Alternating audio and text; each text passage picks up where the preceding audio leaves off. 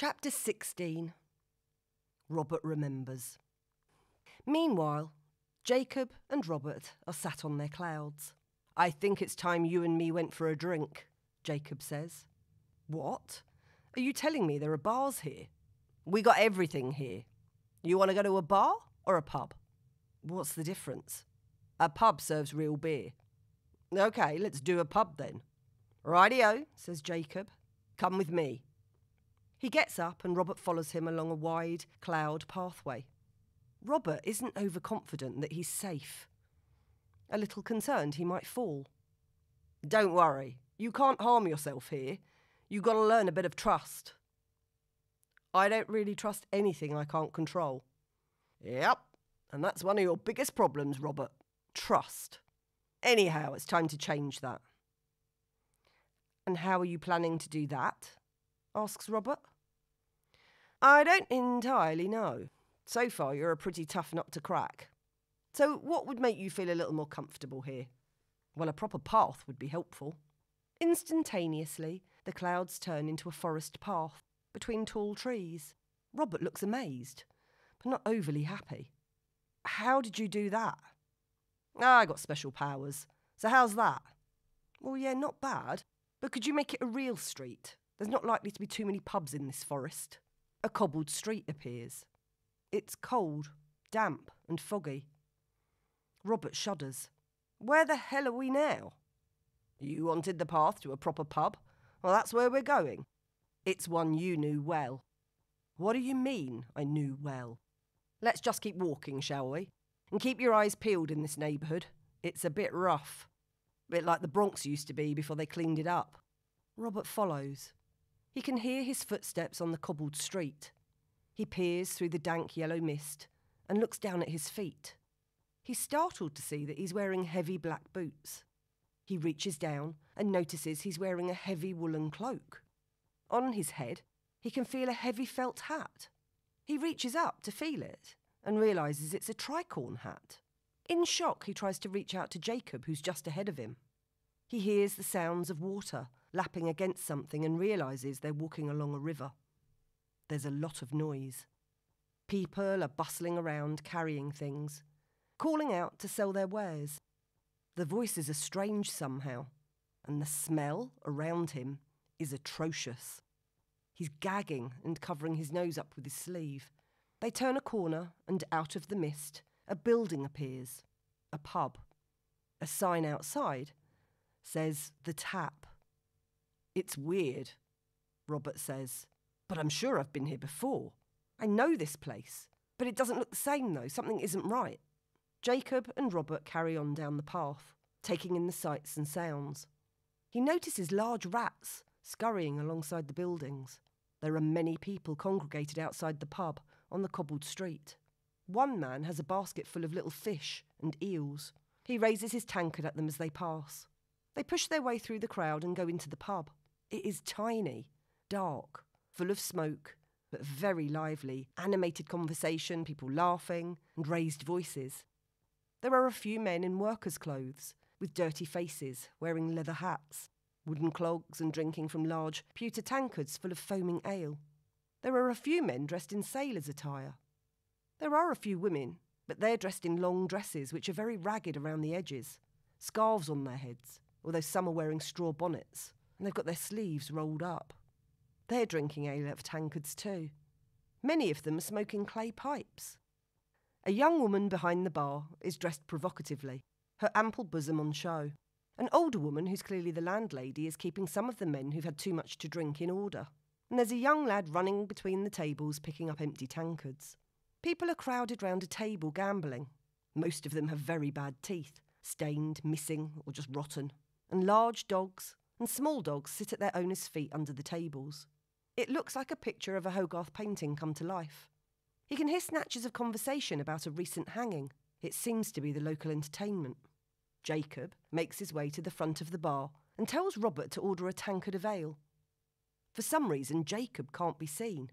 He points to Robert's pockets, and Robert is amazed to find a leather pouch full of small copper coins and a few gold sovereigns. Jacob points at a copper penny which Robert hands over to the barmaid to pay for the ale. Robert takes it from her, staring into the foam in bewilderment. What on earth is going on? Robert asks Jacob, who just smiles. I believe we are back in 1783. What do you mean we're back in 1783? Well, take a look around you. In fact, just smell the place. This is London life back in the day. Robert knew it was true because the stench was overpowering. These people were clearly not from the 21st century, and it was far too convincing to be a film set. Is this a dream? No, this is one of your past lives. Past lives? The thing is, Robert, you've been around a long time, and in some of your lives you've left unfinished business. We've come back to this one to sort stuff out. Funny thing is, when you sort it out, it changes everything, including what happens in the present. What kind of unfinished business? Oh, you're about to find out. You're back in it as it's happening. You won't remember all of it, but some of it you'll know instinctively. No one can see me, so if you need my help, I can give it to you telepathically, Jacob says, smiling. Telepathically? Yes. Just ask the questions in your head, and I'll answer you. Like this. Robert hears these words inside his head. Jacob's mouth doesn't move. This is seriously messed up, Robert replies in his head. Not only am I having an out-of-body experience, while my body is in a hospital, I'm stuck in a past life, talking to my spirit guide in my mind. Yeah, kid, Jacob grins. You're getting it. Multi-dimensions. Jesus Christ, Robert exclaims. Oh, he can't help you here. That's a whole other story. So, let me tell you what you need to know. So you have just returned, in secret, from a voyage to the New World. New York, to be precise. You were out there negotiating with Charles Hamilton on behalf of Richard Gower Hall. What the hell? The dude from the musical? Yeah, but he's not just famous for being in a musical. He was a seriously radical guy, campaigning for the rights of the impoverished, for the American people. He set up the first bank of the United States, giving them freedom from the British tax system. It was meant to be all about liberty, freedom and democracy, things that are being severely challenged in your time. It was the tail end of the American Revolution, and you were lucky to have survived.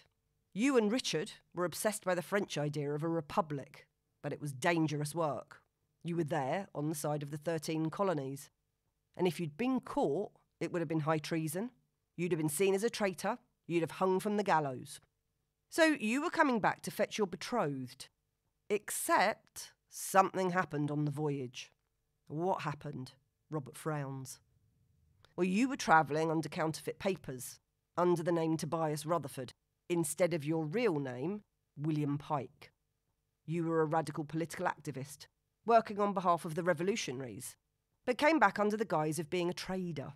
You contacted your betrothed, Polly, to let her know you were safe and you were coming back for her. You'd asked your best friend to look after her on your behalf. They became very close in the 2 years you were away. Too close, in fact. It was a very long time. What happened? He fell in love with her. And who could blame him? She was beautiful. You wrote and told her what ship you were coming back on.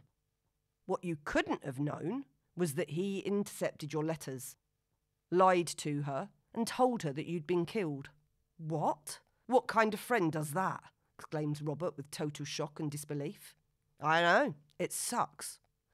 But in her grief, she turned to him, and the two of them were married. Are you kidding me? Nope, sadly I'm not. So then what happened?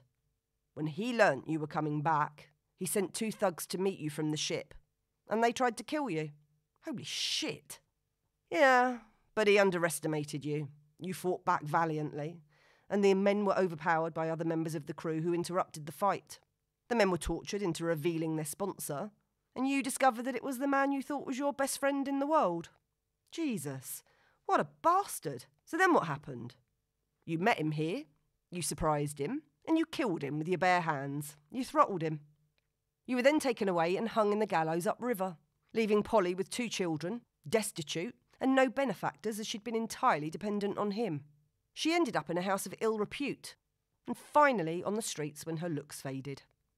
She followed the fate of so many women in those days who had absolutely no rights. She had no choice. It wasn't good, he says, shaking his head. But why didn't she just wait for me? Robert laments. She thought you weren't ever coming back, so she'd done what she needed to survive. It was all about survival in those days. You need to remember that you made the choice to leave her, to follow your dream, your obsession. And in doing so, you left her vulnerable. Philip took advantage, yes. He may have betrayed you. But this is about you learning about the consequences of your actions and choices. If you'd loved her enough, you might have made different choices. You didn't have to go and fight that war, but you did.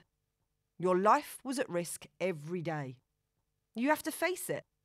It's all about choices and sacrifice. You went away because you wanted to be a big hero, but you ended up killing Philip out of rage and revenge. You didn't think about Polly or what this would mean to her life. She wasn't from a wealthy family. She had no other means. Oh, you were all about liberty and freedom, but it didn't reflect on your personal life. You didn't think about Polly at all. You'd assigned him to be her protector, so you devastated her life too. I mean, let me tell you, life choices for women in those days were very limited. You know, she visited you in prison before they hung you and asked you why you didn't come back for her. What did I say? Says Robert forlornly. You just said, didn't you get my letter? And then what did she say to that? She asked what letter? You were away for so long, she thought you'd forgotten her. And then Philip told her you'd been killed in the war, and she was heartbroken and beside herself. Jacob pauses and looks directly at Robert, who looks ashamed. She never betrayed you. On top of all that, she was forced to watch you die on the gallows and then suffered the most unimaginably horrible and squalid life. You really don't want to see that. Robert is crestfallen and utterly devastated and says quietly, So why are we here? You are about to come face to face with him again. You're getting a second chance, so you better choose wisely. Robert stands with his back to the door. A tall, slight man enters. He's looking around, clearly looking for someone. He walks up to the bar and sees Robert. His eyes widen. He's frozen in terror. You! Philip exclaims and turns to run away, but he cannot make his way through the crowd. Robert feels a deep white fury erupt inside of him. He lunges forward, grabs Philip by the throat, and drags him outside of the bar. He slams him up against a wall outside, blind rage flooding through him. You tried to have me killed, you little bastard. I thought you were my friend. How could you? I trusted you. Suddenly, he hears Jacob's voice in his head. Robert, think. Robert stops. He breathes deeply, loosens the grip around Philip's throat, and looks him in the eye. Philip is gasping for air and sobbing uncontrollably. I thought you were dead, Philip says. No, Philip, he says calmly. They didn't finish me off. How did you know I'd be here?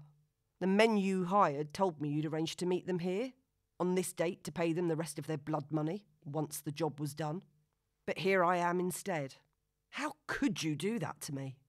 Philip breaks down again, tears streaming down his face. I am so sorry. Please let me explain. Okay, go ahead, Robert growls. Polly was in trouble, Philip begins shakenly. Deep trouble. Her father lost his job as clerk and the home that went with it. He couldn't afford to keep her with him. If she hadn't found someone to marry, she'd have gone to the workhouse or been out on the streets. She was so devoted to you that she wouldn't accept my proposal. To save her, I had to invent a story. Oh, really? That was convenient for you? And you couldn't have contacted me? I would have come straight back for her. You were so far away. And there was no way to get a letter to you in time.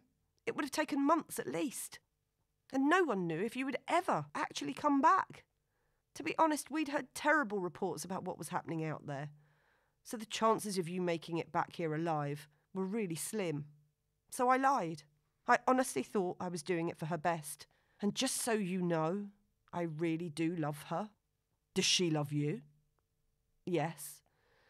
But not in the same way she loved you. We're very fond of one another, and when I told her that you'd been killed, she came to me for solace. I mean, things were really rough. But we got married. It was the only thing we could do. We had a son, and we named him William, after you. She's pregnant now with our second child. Robert starts to crumble a little inside. He remembers the times she pleaded with him not to go, not to leave her, and his utter determination to follow through on his plans. Okay, I understand that. But what I don't understand is why you had to try and have me killed. I'm so sorry, Will. I panicked. I just wanted to protect my family. I didn't know what to do. I thought you were coming back and it would have ruined everything that we'd built together. Because I could never compete with the love she had for you. And there was such a long period where there were no letters. And when I heard the war was over, I intercepted the letter you finally sent to her announcing that you were coming back and the details of the ship you'd be on. I was beside myself. I went to the tavern, I drank too much, and I met someone who told me he could take care of things. It was a complete moment of weakness. I paid him some money and he said he'd take care of it. I was to pay him the rest of the money once it was done, as you now know. Robert stares at him silently and sighs. What a mess. I'm deeply ashamed, Philip sobs. I will never forgive myself. I know I did the wrong thing and I know you'll never be able to forgive me. I've had to live with what I've done every day. But in a strange way, I'm glad that you know. And that's everything. Robert breathes deeply. Is she happy? Yeah, as happy as she can be. She still misses you every day. I told you she named our son William after you. It's not perfect by any means, but she's safe. And I will never let any harm come to her. I just never wanted to see her suffer. And she did suffer when you left her, Will. I'm sorry, but she did. There's a moment of silence. Robert nods with reluctant resignation.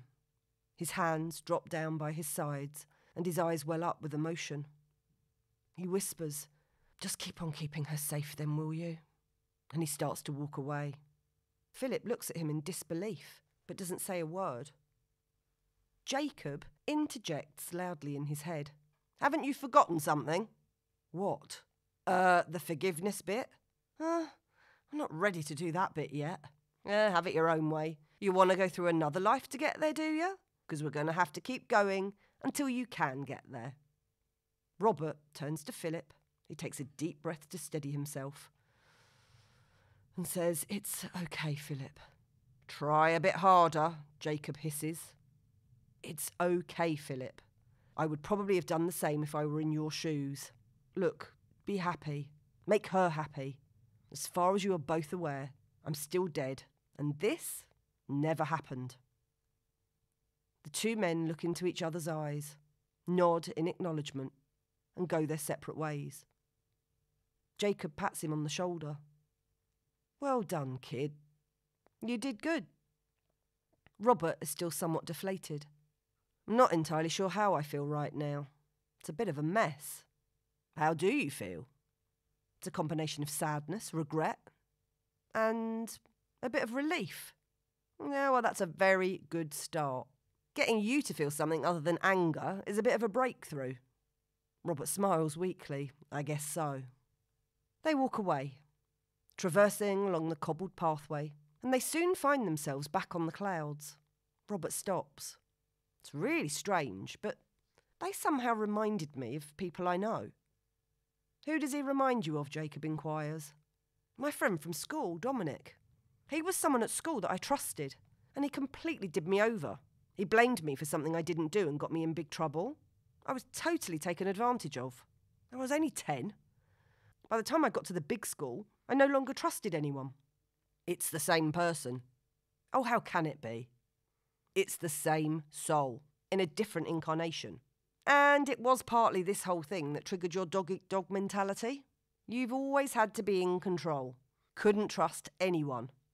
And that goes way back into your family story as well." "And the girl?" Robert asks. "Well, it's Zoe." "Zoe?" "Yeah, you know, that girl you were kind of seeing before you had the accident.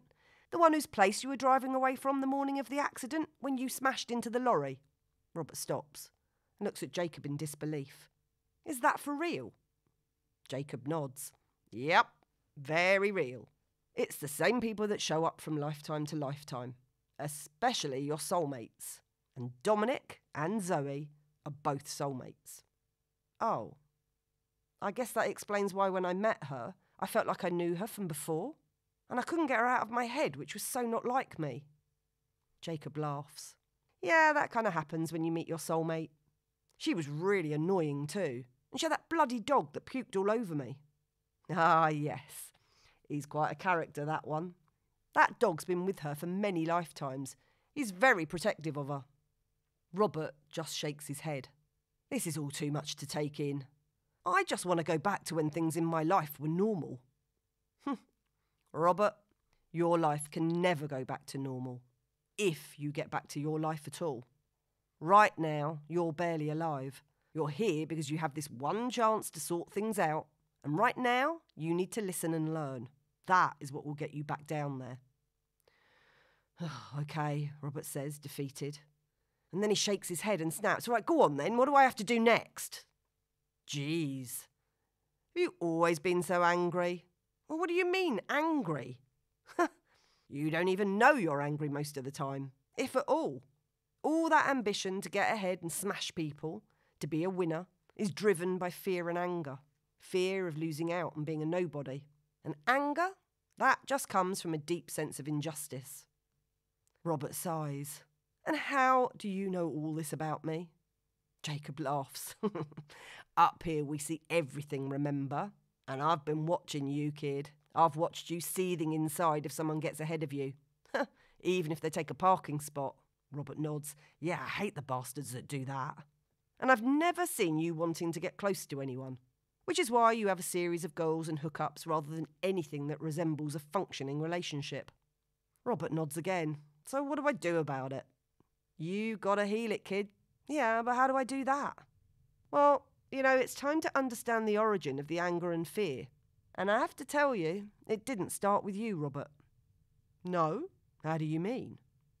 It's in your family DNA. It's encoded in your cells and activated when you feel under threat. Okay, he says inquisitively. Tell me more. This is ancestral trauma held in your DNA. You are a composite of your parents, so you hold the good and bad from both family lines. You carry all the traits, dispositions, beliefs and behaviours. All of it. At an unconscious level, it's influencing you. You remain oblivious of it, of course, until you make the unconscious conscious. It's your programming. What, like a computer system? Yes, like I said before. There's your hard drive, which is the essence of who you are, and then your parents' information, which is part of the software. Holy shit. Looking back at my family history, I'd say that my software is seriously fucked up. Everybody's is. There's not one family tree that's without its problems. Welcome to the human condition. The good news is, you can change the software. It can be upgraded and rewritten, and that's what you need to do. So, we get to do recoding up here? Yeah, you could say that. Well, what was the coding meant to be then, before the fuck-ups happened? Oh, that's easy. The original code was pure love. It was of the highest order of creativity and cooperation, like you see in nature and the way it operates. Effortless creation, until disease comes in and destroys it all. And we're not talking about the natural cycle of life, death and rebirth.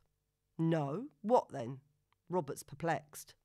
In the human world, events have occurred along the way that included invasion, domination, destruction, which invoked fear, lack, hatred and anger. And at these pivotal moments, deep glitches and fault lines appeared in the programs. They overrode and even eradicated the higher order states, such as love, trust, safety and belonging, which from then on was seen as a weakness. People thrive in the higher order state conditions. They cannot thrive in lack or fear. These activate the primal need for survival, and in that state there isn't room for anything else. Yeah, I've always had a vague feeling that someone's going to stab me in the back. Never really thought about it before, but I guess it's always been there. It's as if I need to be hypervigilant all the time or I'll lose out. Yeah, and that's not just your stuff. You've inherited some of that. Robert nods. Wow. To be fair, my father instilled it in me too. He always said, there's no time to ease up. You need to be on top of your game. You always need to be disciplined. And what effect did that have on you? Jacob asks. Robert shakes his head and sighs. I guess I could never rest or relax even as a kid. And when I was an adult, if I wasn't working or working out, I was drunk, high, or having sex, or all three at the same time. So they became your escape routes. Robert nods. I never thought about it like that. I thought that was just me having fun. He pauses. Well, when I come to think about it, it was always a little frantic. I was just looking for a release. And to be fair, some of it was fantastic. Jacob laughs. I'm sure it was. And no one here is judging you, but do you really want that to be the way you live your entire life? No. Looking at it now, I don't. It feels as though I was on a fast train. A pit stop here and there, and then on to the next route as fast as I could. And no, I can see it's not sustainable. It's how my father lives his life, though, and it was my goal to be bigger and better than him. Jacob looks him right in the eye. Well, how about being the best version of yourself instead? Robert takes a deep breath. I have no idea what the best version of me could look like. You want to find out? Yes. Okay, good. He pauses and looks around. So, if you could drive any car, what would it be? Jacob asks. Any car? Yep. What would be your dream car? Robert thinks for a moment. Well, I guess it would have to be a Bugatti. Geez, you have expensive taste. But okay. Jacob claps his hands together, and a sleek, beautiful obsidian supercar, which looks a little like the Batmobile, appears in front of them. Oh my God, that is sex on wheels. You know what, I could get used to living here. This is heaven, isn't it? Jacob smiles. Not exactly. You're not dead, remember? But you do have a hell of a taste in cars. So let's drive this baby. He doesn't need to persuade Robert, who's already sat in the driver's seat, pondering over the complicated and intimidating-looking dashboard. He isn't sure what to do with it all. Here you just tell the car where to go and it'll do the work. You can just sit back and relax. And don't worry about the speed limit. There isn't one here. Oh, I'm liking this place more and more. I've already got 9 points on my licence. So, where are we going? Jacob says we're going to go and have a look at what happened to your father when he was a kid, so you get a better sense of how he got to be the man he is. The car takes off at a great speed, and Robert goes white. Oh my God, I just remembered. Last time I was in a car, I ended up under a truck. Oh, don't worry, you're safe. There are lots of driving angels looking after us on this trip. Robert still looks shaken and unsure. Jacob orders the car to stop, and it does so immediately. Sorry, Robert, I should have taken care of this for you. Give me a moment. He puts his hands over Robert's head and starts to pull out what looks like dark matter. What the hell are you doing? Robert exclaims. Just advanced psychic surgery. Is that really a thing? Yes, but you guys are just using the baby stages of it down on Earth. If all your therapists and psychiatrists used this for trauma, you wouldn't need all those years of therapy. Robert isn't sure what happened, but the fear has vanished, and he feels his old confidence return. Jacob gives the order, and the car resumes its journey. They fly through the clouds for what feels like 10 minutes, and then it comes to a halt. That was amazing. How fast were we going? About 5 years a minute. Robert looks puzzled, but he decides he isn't ready to ask any more questions. Not sure he can cope with the answers. We've just gone back in time to 1968. The clouds clear, and they get out of the car. Robert recognises the architecture, brown tenement blocks and old cars. It's New York. They're on a street which is full of people. There's lots of noise, bustle and laughter. It's hot and muggy. Where exactly are we? Delancey Street, downtown New York, Lower East Side of Manhattan. As they walk down the street, he sees the familiar brownstone building with the fire escape on the outside and the steps leading to the door on the first floor level. He knows this was his father's childhood home. Jacob leads him up the steps to the front door. A chill runs through him. Robert had only met his grandfather the once and remembered his fierce temper, which was legendary, as was his devotion to his business and his wife Esther. Robert remembered his grandmother as being a very gentle, quietly spoken, appeasing woman who did her best to keep the peace, which was often difficult given the situation. Leo was the youngest of 3 boys. There was the eldest, who was to follow in his father's footsteps, who would eventually inherit the business. The middle brother, who became a doctor, and Leo, or Leonard, as he was then. They approach the door, and Robert is astonished when they float straight through it, as though they were ghosts. He looks at Jacob in surprise and whispers, "That was pretty cool." "And don't worry," Jacob smiles, "they can't see or hear us." "Even better. This must be what it's like to be a superhero and have superpowers." "Yeah, something like that, but don't get distracted. I need you to pay attention to what's happening here." Robert and Jacob float through several walls in the house until they reach the dining room. Robert is still amazed he can do this. In front of them is a family sat around a table. A woman in the background is bringing in steaming bowls of matzo ball soup, fluffy dumpling-like balls in a chicken broth. 3 boys are sitting at the table. The eldest, Aaron, is 14. Elam, the middle boy, is 12, and Leonard is 7. Robert immediately recognises the family and his father from old photographs, except that they're all much younger. Robert is struck by how much his father looks like his grandfather, with his dark, wavy hair and dark eyes. The other boys, although clearly brothers, are much fairer-haired and resemble their mother. Robert watches as Esther, his grandmother, serves all the family, fussing over them, ensuring they all have what they need. She only sits down when she's satisfied that all of their needs have been served. All the while she's eating, she keeps a watchful eye on the table, offering the bread basket and asking if anyone needs seconds. Other than that, they eat the meal in silence. When the meal is finished, Esther begins to clear the table, and Samuel asks both of the elder boys about their exams. He looks at their report cards and sees that they were both exemplary, A+ scores, and good conduct in each class. He's very pleased with them both and pats their heads. He turns to Leonard. "How did you do in your exams?" "I did well, Father." "And where is your report card?"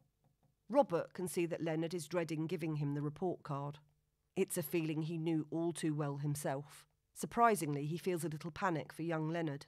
"It's in my school bag." "Go and get it now," Samuel demands. The other boys say nothing, but Robert notices they look a little self-satisfied. Leonard returns with the report and hands it to Samuel.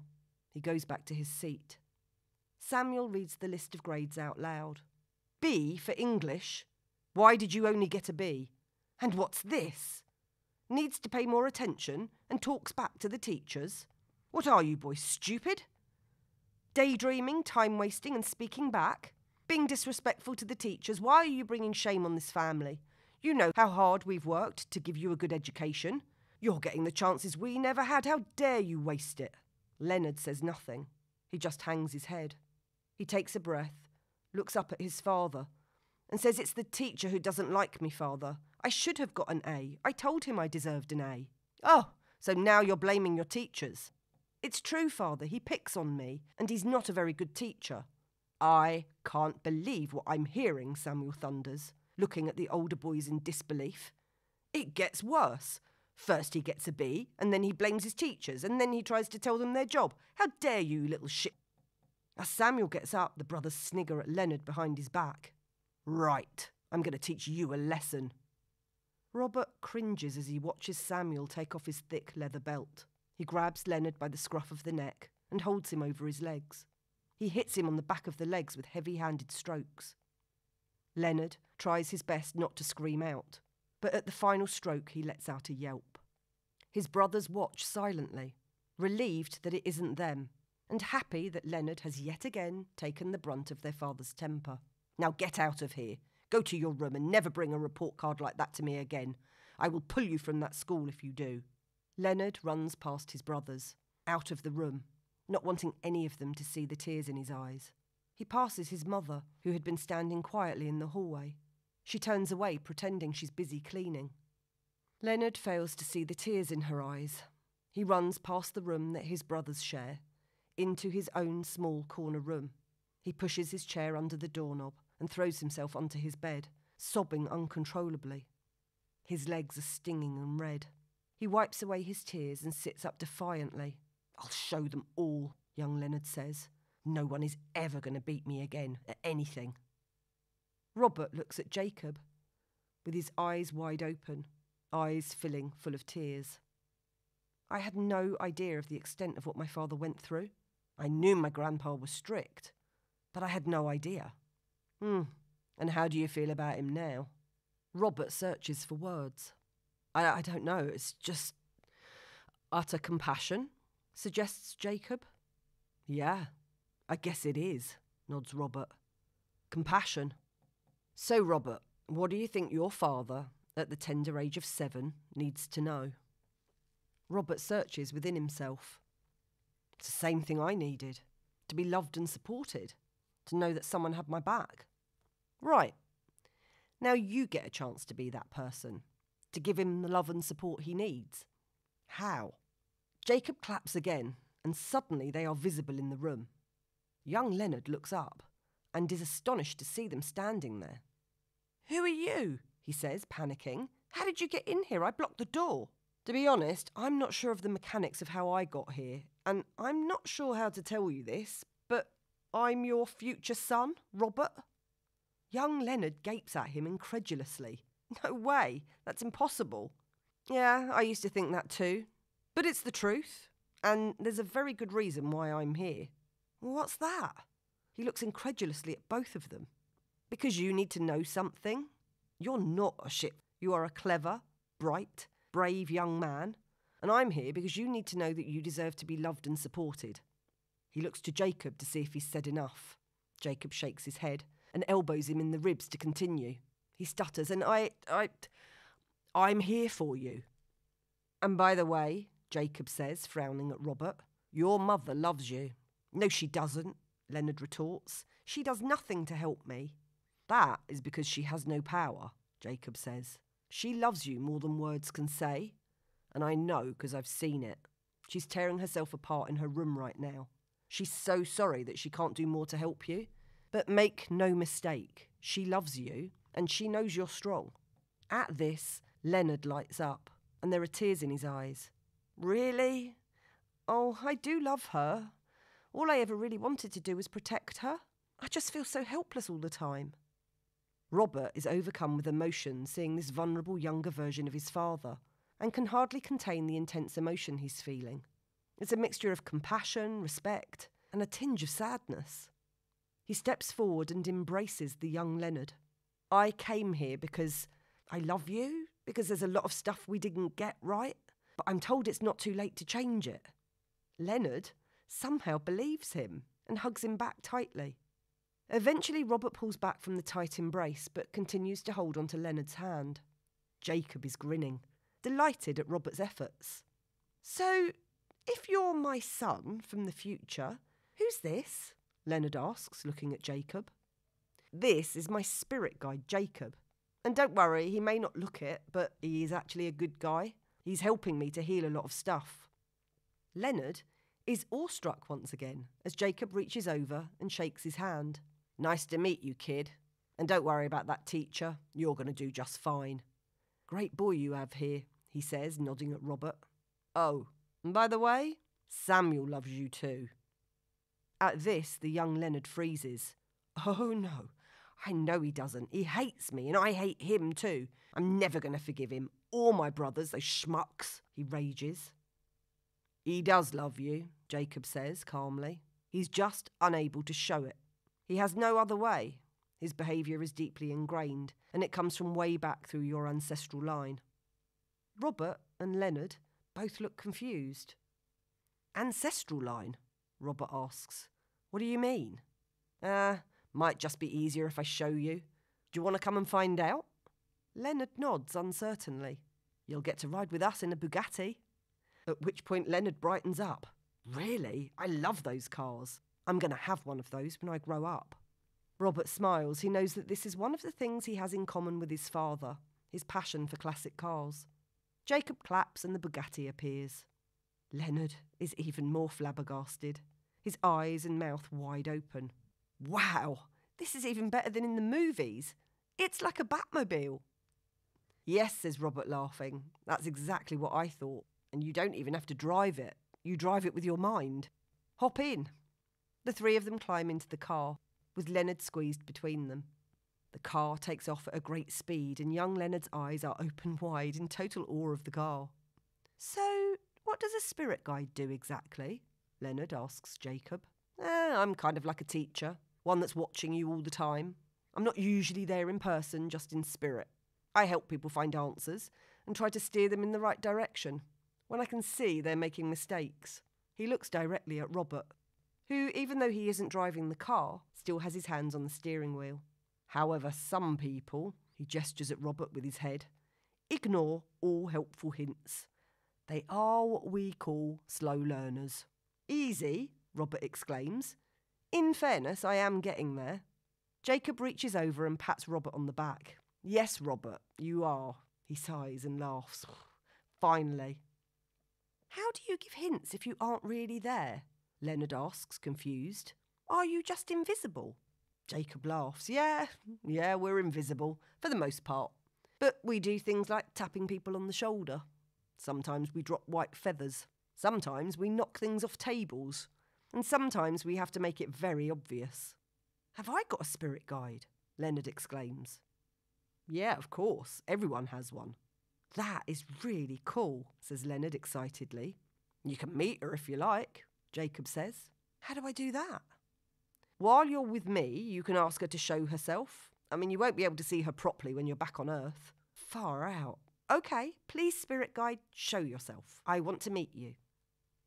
A beautiful young woman appears in the small seat at the back of the car, wearing a long white gossamer dress, her long wavy auburn hair flowing down her back, and the greenest eyes he's ever seen. She smiles at him, and she has the most dazzling smile. Leonard smiles back. Gee, who are you? My name's Opal, and I'm here whenever you need me. Whenever you're not sure about what's the right thing to do, you can call on me. You help me with my schoolwork. That's not really the kind of thing I do, but I can help you become more focused and more dedicated to your schoolwork. Wow. Who does the pairing up there?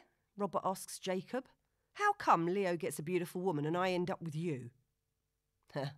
God works in mysterious ways, and she always gets it right.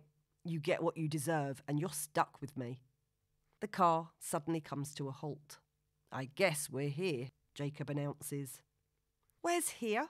Robert and Leonard say together. You are about to find out, Jacob replies. They get out of the car, stepping into a thick mist. They can't really see anything. Let's just keep walking, Opal says gently. They all hold hands and make their way tentatively through the thick fog, hardly able to see anything but the grey mist.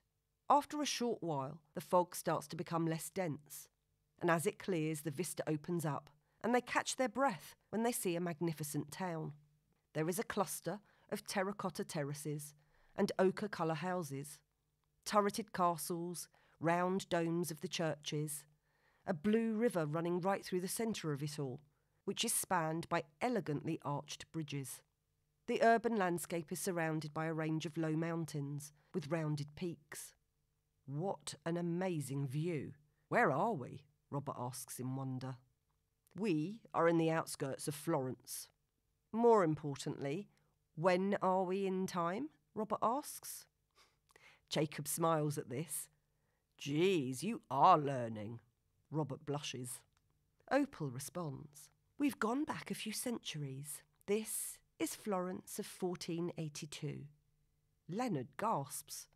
I've just been reading about this in my history lessons. Isn't this the time of the Italian Renaissance? Robert asks. Yep, you're quite right, says Jacob. This is a time when Florence was the most important and possibly wealthiest city in Europe. It's a time of the birth of the new banking system for trading and commerce, as well as architecture, fashion, textiles, education, and of course, art and sculpture. This is the time of Botticelli, Boccaccio, Michelangelo, Dante, and the Medicis. And Leonardo da Vinci, Leonard adds. I've just been learning about him. That's right, Leo, Jacob says. Can I call you that? So much easier than Leonard, don't you think? Leonard nods. He is a very young man at this time, Leonardo da Vinci. He's just starting out, Opal says. Won't we stand out like sore thumbs dressed like this? Robert asks, pointing at their modern clothing. Don't worry for now. You'll be invisible, Jacob replies. As they walk gingerly through the narrow cobbled streets and into the town, they marvel at the bridges and buildings. although none of them are impressed by the terrible smells that hit them. It is rancid and pungent. But they're fascinated by the clothing of the people walking by. The wealthy are bedecked in extravagant fine silks and long, puffy-sleeved brocades. The men in their padded tunics, embossed with gold, heavy even in the heat. The women are dressed in long, elaborate gowns with tight-fitted bodices, displaying their bosoms, big mutton sleeves, delicate bejewelled shoes, and pearls woven into their elaborately plaited hairstyles. This is in stark contrast to the poorer working-class people, who are dressed in simple wool and flax clothes, some with leather skullcaps, others with plain cloth hats or scarves covering their heads. There's very little colour in their clothing, just greys, browns and other nondescript colours. Eventually they arrive at a large square in the centre of the town. "Where are we?" Robert asks, looking around. "This is the Jewish quarter, or ghetto." This was an interesting time for the Jews, as the Medici family invited them to settle here, to trade and lend money, which was forbidden to Christians. The Medicis were their protectors. They enter through an archway and step into an open courtyard. There are children playing with stones on the ground, and a group of adult males sitting around chatting and drinking red wine. One of the men, who has long blonde curls that fall to his shoulders, is wearing a particularly flamboyant knee-length, multicoloured costume, in contrast to the others who are wearing long, plain robes to their ankles. He's holding court, and the other men are listening raptly as he gesticulates with his hands, animatedly describing his new invention. He presents them with a large scroll. On it is an image of a winged contraption, which looks like a bird with a long tail. He points to a section in the centre of the image and says, "This is where the man sits." Both Robert and Leo turn to Jacob, with their mouths open in astonishment. "Leonardo da Vinci!" they exclaim. "Yeah, you got it, the very man," Jacob nods in affirmation. "What's he doing here?" "Is he our ancestor?" Leo asks excitedly. No. The others are.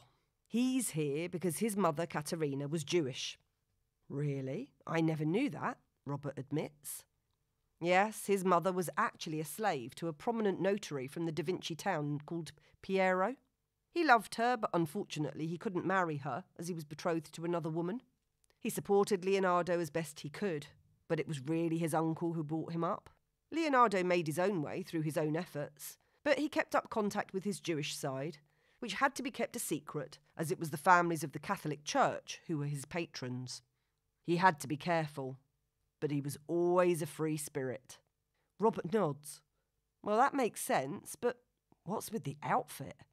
Dare I say it, he looks a bit camp compared to the others." "Oh yes, Leonardo is very much a homosexual. He never tried to hide anything about himself. He was very outspoken, and he ended up in lots of trouble over it. But he had friends in high places. Anyway, that's another story. We aren't here for him. We're here for your family." "So these are my ancestors?" Robert asks. "Exactly. These guys were here trying to make a living. They're here as moneylenders. It was about the only thing they could do. They were originally invited by the Pope, who needed funds, and they've lived on the edges of society, where there's a lot of extreme prejudice against them, especially from the Catholic clerics, who whipped up a storm within the people. They are interrupted by loud, angry screams from outside, and they can smell smoke. The group around the table leap up. Leonardo rolls up his parchment, looking around terrified.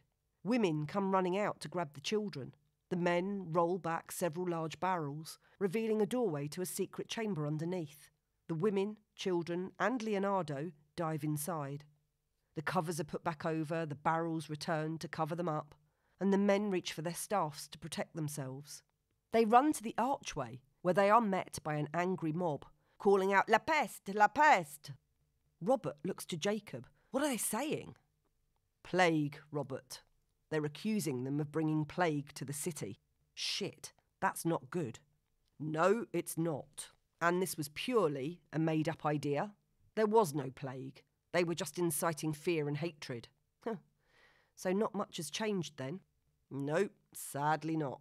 Anti-Semitism has existed for centuries."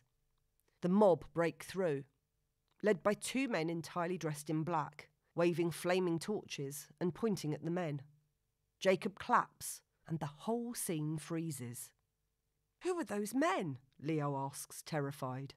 "These are the fanatical and crazy Roman Catholic friars and preachers, Bernardino de Feltre and Girolamo Savonlara.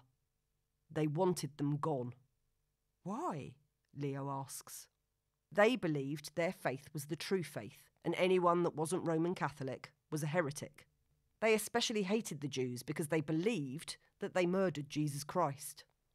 And remember, Leo, it wasn't just about the faith. It was about global domination, control, and the establishment of an all-powerful institution. The Jews were seen as the enemy."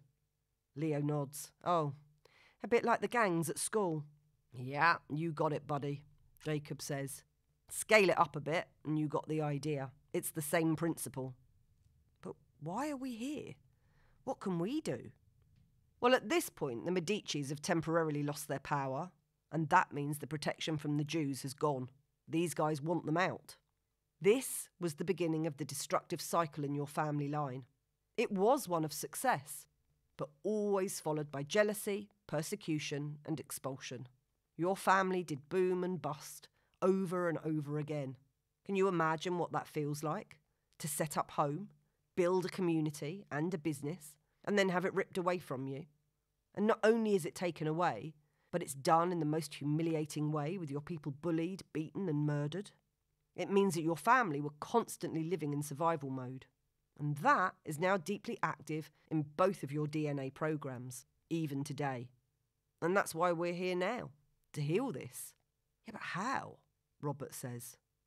"Unfortunately, we can't rewrite that history. That's what happened.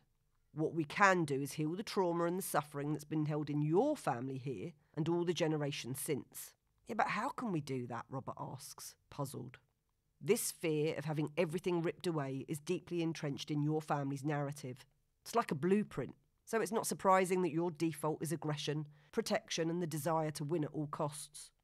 The problem is that prevents you from enjoying your life or experiencing deep connections.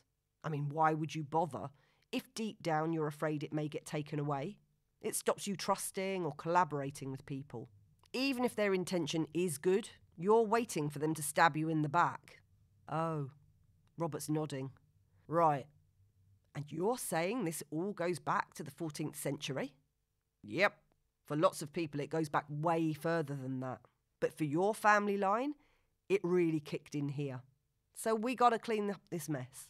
And this was a very messy moment. I'm going to save you from seeing the blood and gore. The women and children did escape, as did Leonardo. I mean, that would have made for a very different world if he hadn't.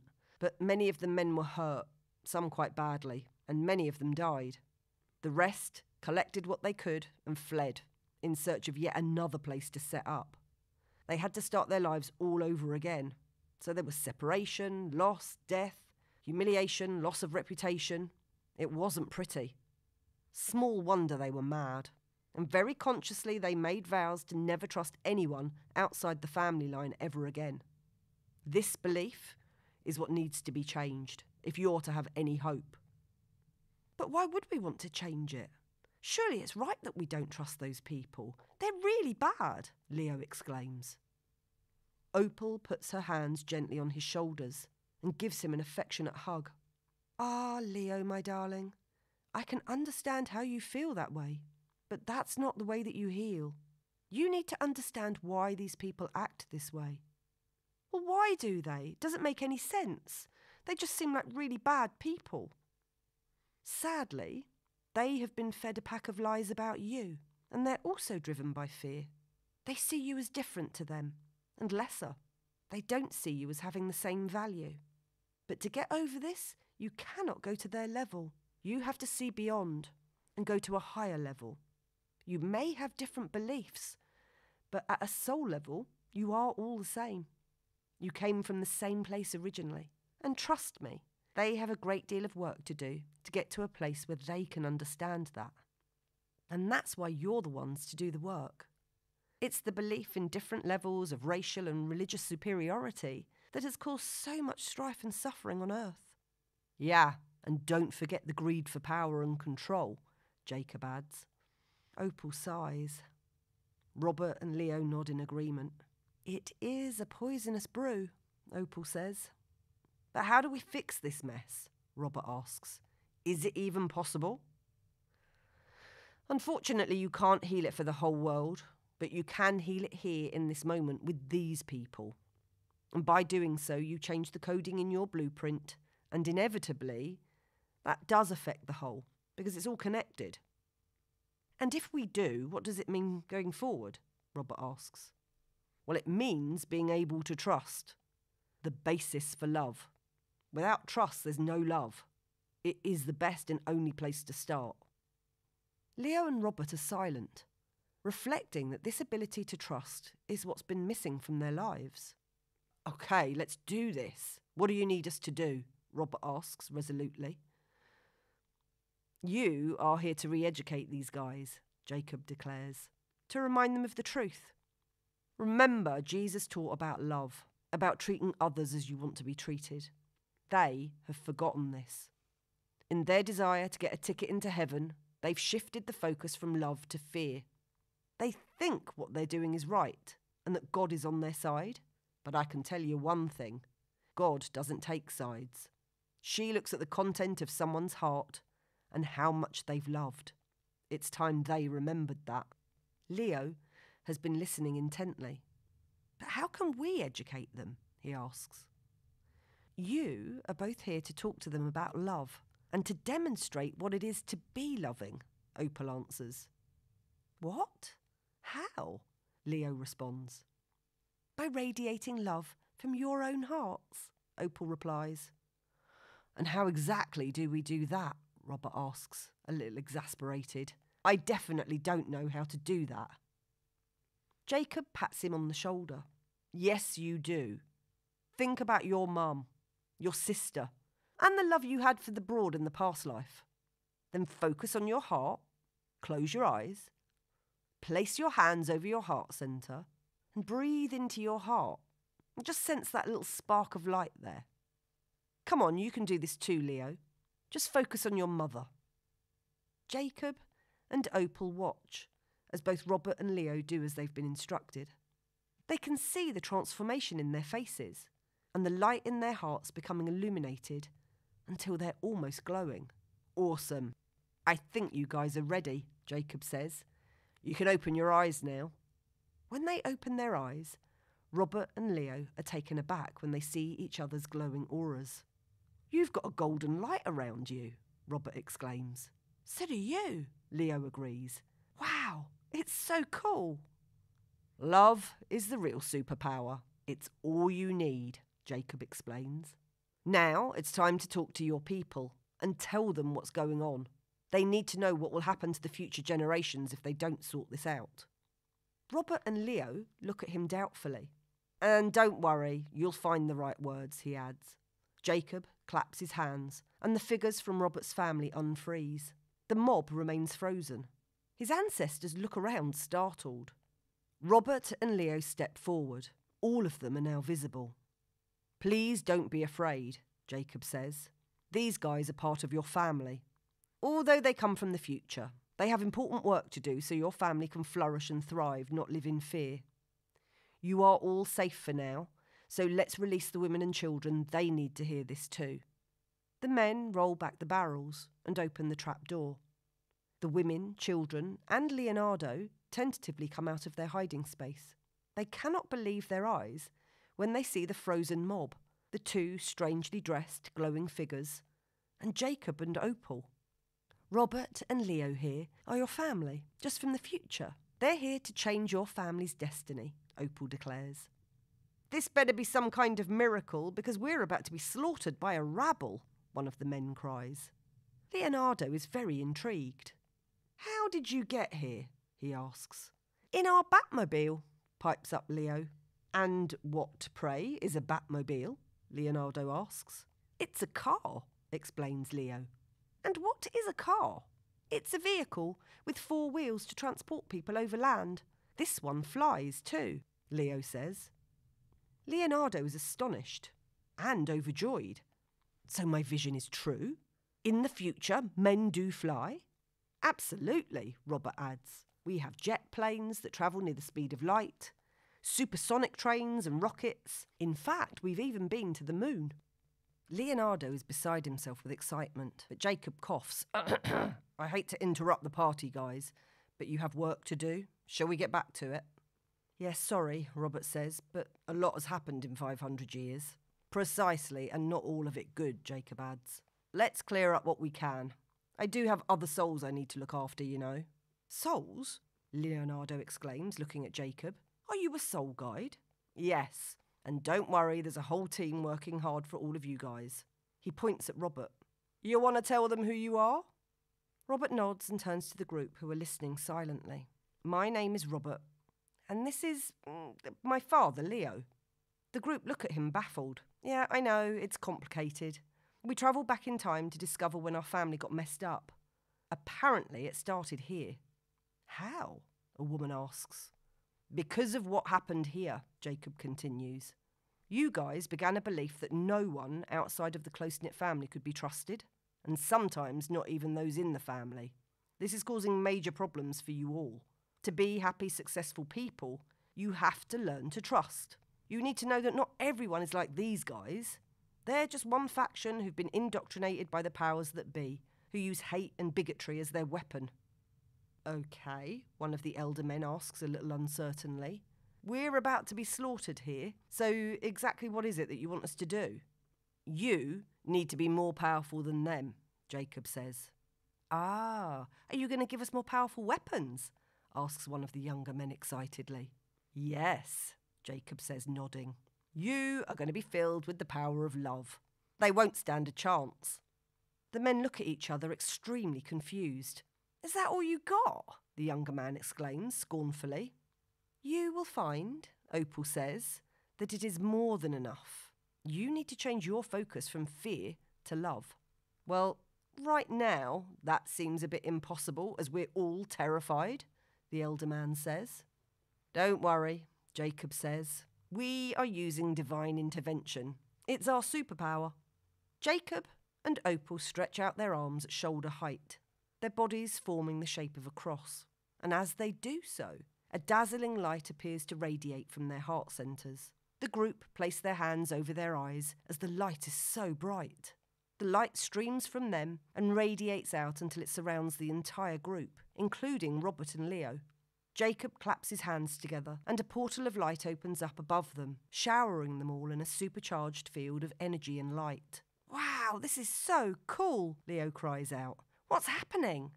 This is a field of pure, unconditional love, Jacob smiles. Humans rarely, if ever, experience this, because it takes a lot of work. But this is actually who you are. This is your source code, without all the distorted programming. Welcome home. The group are all now crying and hugging each other. All of their hearts are now glowing too, and there's a glowing golden aura around each one of them. Robert says, Wow, I feel totally blissed out. It's like being on ecstasy, but even better.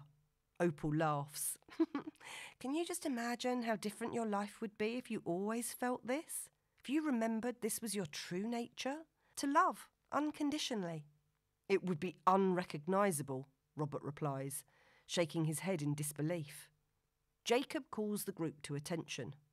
Okay, everyone. Now you are ready to meet your foes. The men, women and children turn as one, and Jacob claps again. The mob and the friars come back to life and burst through the gates of the square, resuming their screams and shouts. Bernardino is crying out, Get them! Get the dirty Jews, full of plague! The mob lunges forwards, their faces contorted with rage and hatred, intent on annihilation. But they stop, suddenly, within a yard of the group. They drop their weapons, and the shouting stops. Bernardino appears oblivious to the scene in front of him. Why have you stopped? These are the plague bearers. You must destroy them. The mob are transfixed by the sight of the glowing men and women and children. The force of love they're radiating is so powerful that their hatred and rage has simply melted away. They stand immobile, unsure of what to do.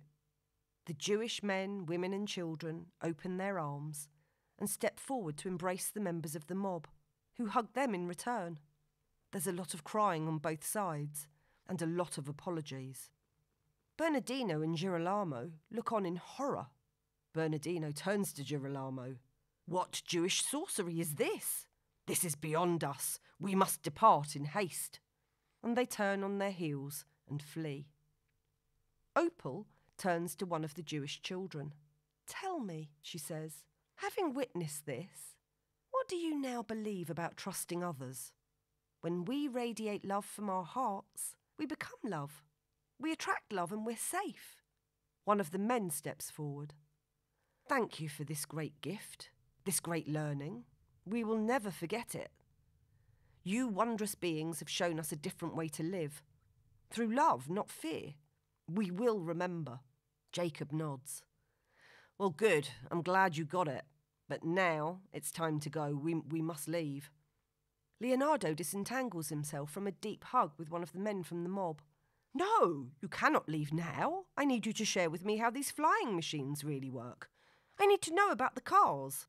"Sorry, buddy. No time. But don't worry. You'll work it out. I guess I must trust that the mystery will be revealed to me. Time to go," Jacob announces with a smile. He claps and the Bugatti appears. The group are overcome with astonishment and amazement, and Leonardo claps in glee. "So this is the car from the future! How miraculous!" Goodbyes are said, and the four from the future and the car disappear. Leonardo sighs. "And now I must paint. I have my inspiration for my next masterpiece." He pulls out a parchment from his satchel, sits at a table, and begins to sketch a circle. Within it, he begins to sketch the figure of a man, with arms outstretched at shoulder height. The car speeds along. Robert and Leo are deep in silence. Opal turns to Jacob. "It has been good to join you. We did good back there. So, how is it going, Jacob?" "I'm kept busy. This one was a tough cookie, but we're making progress." He gives a sideways glance at Robert, who's lost in thought looking out at the clouds. "When they're sceptical like this, there's a lot of convincing to be done. But we're getting there, slowly but surely." "Well, I think you turned a major corner here." He nods. "How about you? What cases you got going at the moment?" "Oh well," Opal says with a smile. "I got a mafia boss with a lifetime's history of crime, murder and embezzlement, child molester, a mass murderer, and a psychopath who had 12 personalities. So it's hard to know which one did what." "Geez, sounds like I got off lightly then. How are you coping with all that?" "I just let the light flow through, Jacob. And yes, you really should stop complaining. You know we're not here to judge them, and they all get there in their own good time. We really shouldn't compare people." "Yeah, you're right. I probably just need a bit of a break. I've been putting a lot of overtime in." Well, even here, self-care is very important, Jacob. I still make sure to do my meditation every day and make sure I have time to check into the divine light. We can get compassion fatigue, you know." "Yeah, Opal, you were always a wise one. In fact, I'm surprised you haven't been promoted to the council yet." "Actually, they've offered me a promotion, but I prefer to be here with the incoming souls." "Geez, you really are a saint. Or should I say angel?" Then they both laugh. The car comes to a halt, and they are back in 1968. They all climb out of the car. "So what happens now?" Robert inquires. "Leo needs to go back to his life," Opal says. "To that same life? Surely not." "Yes, but a seed has been planted which will germinate and blossom at precisely the right moment for his soul's evolution. What we did changed the course of history for some of those people, but not for everyone. What you will see are changes that are very subtle. We can't interfere with people's free will, and the changes are going to need to be from Leo's own volition." She turns to Leo. "Leo, when you go back, you will not remember any of this on a conscious level, but it will be embedded within you. You still have to go through the same tests, challenges, and experiences, and there will come a time when you will need me. All you need to do is call, and I'll be there. Just know, I will always be with you. I will send you signs all along the way, but it will be up to you to notice them." Leo looks to the others tearfully. Must I really go back? I love being with you guys. Yes, you must. You must live out your destiny, Opal says kindly. And remember, buddy, Jacob says, if you don't go back and live your life, there will be no Robert. Okay, but I will never forget this, or any of you. Jacob and Opal smile at each other conspiratorially. The four of them hug warmly and affectionately. And Robert is overcome with deep emotion. He didn't realise he could love his father so much. This time, it's Opal who claps her hands, and she and Leo disappear. Wow, that was emotional, Robert says. So now, kid, do you get it? Do you see why your father is how he is? Why he turned out the way he did? Yeah, I get it, Robert says solemnly and nodding his head. I really get it. That's why he's always been such a fighter. We all had to, the entire family line. So, do you think you could find it within you to forgive him for some of the mistakes he's made along the way? The way he's treated people? Based on all of this? Yeah, I really think I can. I feel such compassion for him and my ancestors. The chips were stacked against them, and they fought so hard to keep us all going. Yeah, and that dynamic of fighting and not trusting others needs to stop. That starts with you. You are here to break the chain for yourself and your children. Children? What children? Robert says in a panic. No one said anything about children. Okay, let's not get ahead of ourselves, Jacob says. We still got a lot of work to do. Next stop, you need to reconnect with some old buddies. Buddies? I don't really have any. Well, you do here, kid. It's time you remembered. Robert is confused and says adamantly, I don't remember any friends, apart from that schmuck Dominic at school who betrayed me. Oh, I guess I've forgiven him that now, thanks to you. But there weren't any other friends. I didn't have time for them. I was too busy working and chasing women. I know all of that. They're not earthly friends. They are your soul group. Remember the ones who volunteered to play the significant roles in your lives? Oh, okay, you did mention them a while back. Follow me, Jacob invites. Robert follows Jacob along the cloudy pathway, and they arrive at an imposing white domed building. They step inside, where around 100 people are milling around. Oh, says Robert surprised. I can see my parents and my sister. How can they be here if they aren't dead yet? What you're seeing is their higher selves, the part of them that remains in the spirit realms, Jacob explains. You mean there are parts of ourselves all over the place? Exactly.